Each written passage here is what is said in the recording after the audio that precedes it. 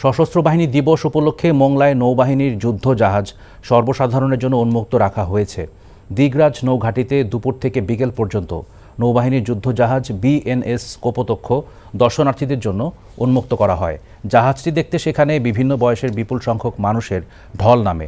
জাহাজটির অধিনায়ক commander Ryan বলেন, জাহাজটি উন্মুক্ত রাখার কারণ হলো নতুন প্রজন্ম যেন দেশ ও দেশের সার্বভৌমত্ব রক্ষায় এ বাহিনীতে যোগদান করতে উৎসাহিত হয়।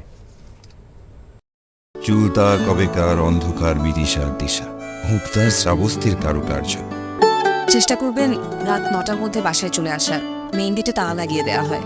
প্রতিদিন কি তড়িঘড়ি করে বাড়িতে ফেরা সম্ভব?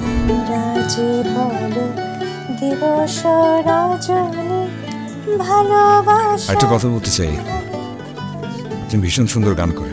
প্রেম পেরোলো অনেকগুলো মাস, ভালোবাসা মেখে আজ তুই অভ্যাস। তুমি আমি এসে খুব সমস্যায় ফেলে দিলাম, তাই না?